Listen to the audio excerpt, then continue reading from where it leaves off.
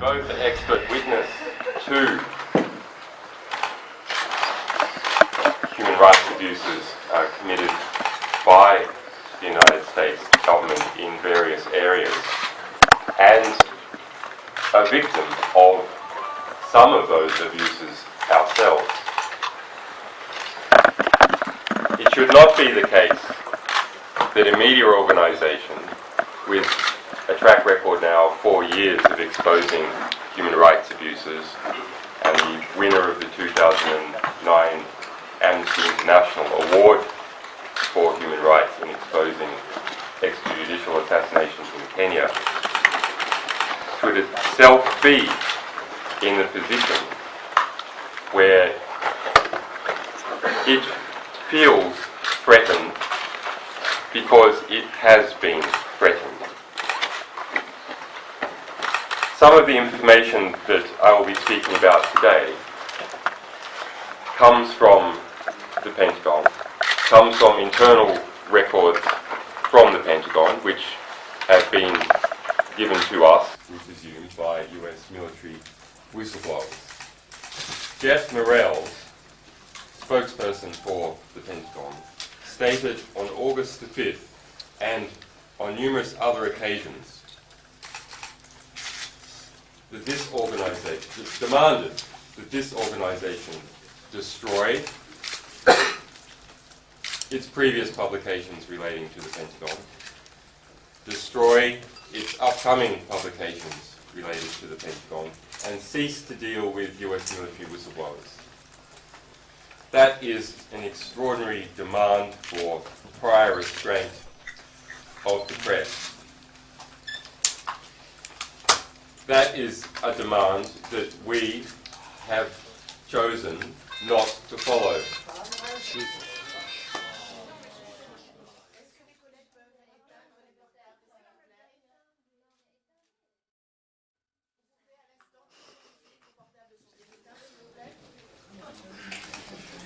That is a demand that we have chosen not to follow. And the Pentagon stated that if we did not follow its demand in destroying our previous publications and destroying our future publications, then we would be compelled to do so.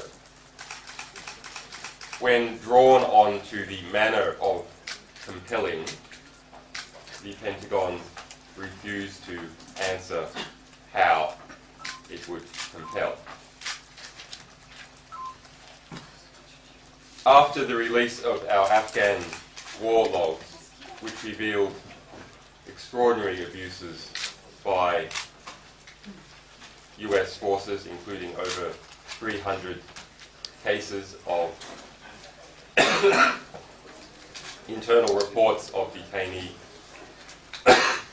abuse in Iraq by coalition forces, and over 1,200 cases of reports of torture and abuse by Iraqi forces,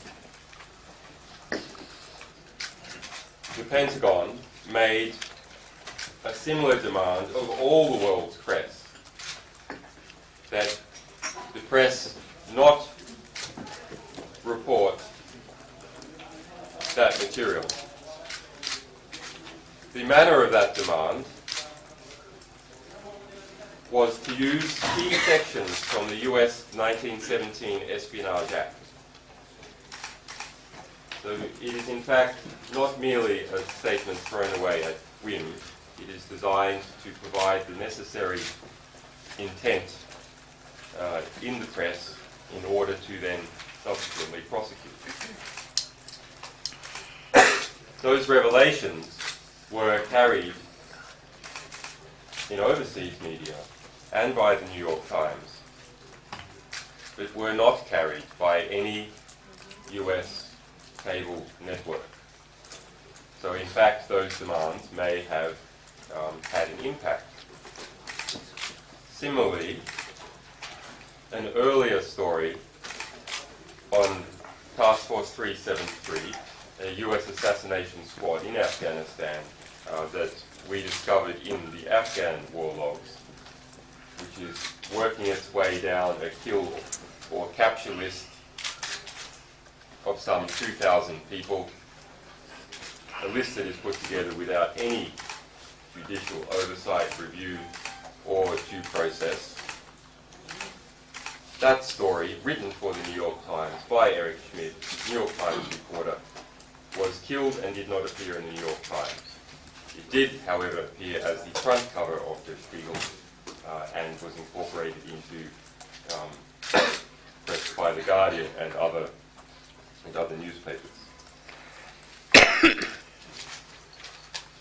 So to have an understanding for what we are talking about on a human level with these reports in Iraq, let me read to you an excerpt from some of them, one sentence per report. There was also evidence of bruises on the face, back, and body. He was beaten from the 3rd day to the 7th day of his capture. He was beaten with cables and water pipes. Large amounts of blood were found on the cell floor, wire used for electric shocks, and a rubber hose. The detainee's body showed extensive bruising around the arms, shoulders, and lower extremities. The detainee's back shows what appears to be a boot print, outlined in bruised tissue. Reasonable suspicion of abuse. Outcome, no further investigation.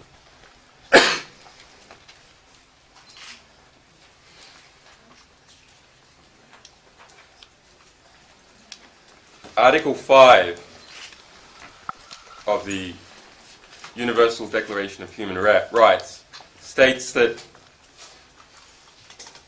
no one will be subject to torture, cruel, or inhuman or degrading punishment. There are 42 allegations of serious abuse by US forces appearing in the Iraq war logs, including electric shocks, water torture, and mock executions.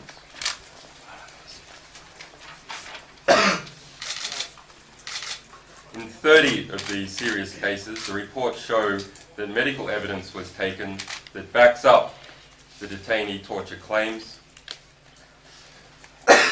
For example, on July 11, 2006, a report states the detainee stated that after he was flex cuffed, one person sat on his chest, another on his legs, and the person punched him in the back of the head, picked up his head and slapped him, put a plastic pipe in his mouth. The persons conducting the questioning also kicked him in the sides of his body after the persons put a bag over his head. The medic, working for the US Army, concluded that the detainee did have injuries to his back which were consistent with the allegations of abuse. The war log states that a statement was taken from the detainee and pictures were taken to document the abuse. However, we are aware of no prosecution in any alleged case of US torture since Abu Ghraib.